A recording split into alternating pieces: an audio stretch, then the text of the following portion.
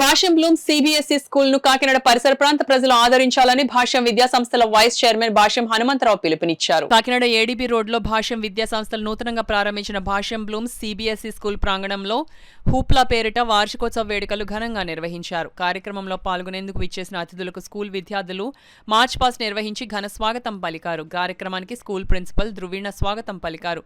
భాష్యం విద్యా సంస్థల zonal incharge Govindaraju అధ్యక్షత వహించగా JNTU former vice chancellor professor Muralikrishna ముఖ్య అతిథిగాను, భాష్యం విద్యా సంస్థల వైస్ చైర్మన్ భాష్యం హనుమంతరావు విశిష్ట అతిథిగాను, గైనకాలజిస్ట్ డాక్టర్ విజయలక్ష్మి, భాష్యం పూర్వ విద్యార్థి డాక్టర్ జానారెడ్డి గౌరవ అతిథులుగా పాల్గొన్నారు.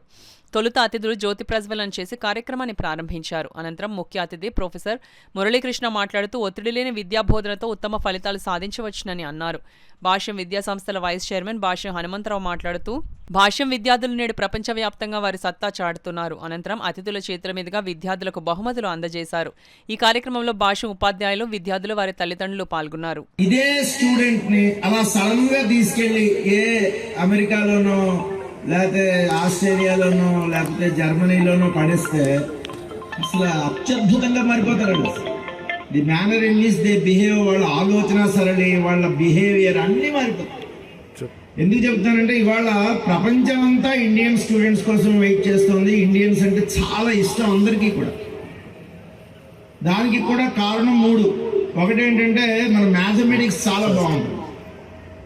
మీ పిల్లలు పెద్ద మ్యాథమెటిక్స్లో సరిగ్గా లేరని మీరు అనుకోవచ్చు, కానీ ఒక అమెరికాలో 7వ క్లాస్ చదువుతున్న అబ్బాయి మ్యాథమెటిక్స్ కన్నా భాష్యం స్కూల్లో చదివే స్టూడెంట్ యొక్క మ్యాథమెటిక్స్ లెవెల్ కనీసం 1000 రెట్లు ఎక్కువ ఉంటుంది. కనీసం 1000 రెట్లు.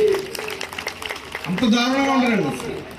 మీకు ఒక 5-6 కంట్రీస్ తీసేస్తే చైనా, కొరియా, జపాన్, ఇండియా లాంటి ఫ్యూ కంట్రీస్ తీసేస్తే మిగిలిన అక్కడ అసలు మ్యాథమెటిక్స్ అనేది లేదు. అసలు చిన్న చిన్న కామన్ సెన్స్ బేస్డ్ చిన్న కూడా తెలియదు వాళ్ళకి అసలు. సో మన బలం ఏంటంటే మ్యాథమెటిక్స్ చాలా బాగుంటాం. మ్యాథమెటిక్స్ అంటే ఏంటో కాదండి, ఎక్స్ప్రెషన్ ఇన్ న్యూమరికల్ అని దాని డెఫినేషన్. వరల్డ్ లో అతి టఫెస్ట్ ఎగ్జామినేషన్స్ లో టాప్ 5 ఎగ్జామినేషన్స్ లో, వరల్డ్ మొత్తం మీద టాప్ 5 టఫెస్ట్ ఎగ్జామినేషన్స్ లో ఐఐటి ఒక ఎగ్జామ్. అటువంటి ఎగ్జామినేషన్స్ని ఈజీగా క్రాక్ చేస్తున్న మన స్టూడెంట్స్ భవిష్యత్తు అద్భుతంగా ఉండకుండా ఎలా ఉంటుంది.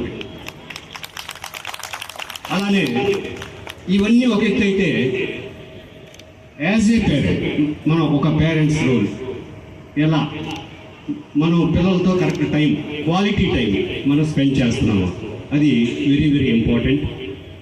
ప్రతిరోజు ఎటువంటి పరిస్థితుల్లో మీకు ఎన్ని పనులన్నా ఉండేవండి, ప్రతిరోజు 1 గంట కొన్ని 45 మినిట్స్ తగ్గకుండా స్టూడెంట్స్ తోటి మీరు కనుక గడపగలిగితే, అంటే ఆ గడపడంలో మళ్ళీ సాధ్యపడినాక కంపారిజన్ అనేది చాలా చాలా చాలా ఇబ్బందికరమైన వర్డ్ అని. పైలట్ అవుతాను, పోలీస్ అవుతాను, ఏదేదో చెప్తారు, ఎవరికి ఏ క్లారిటీ ఉండదు.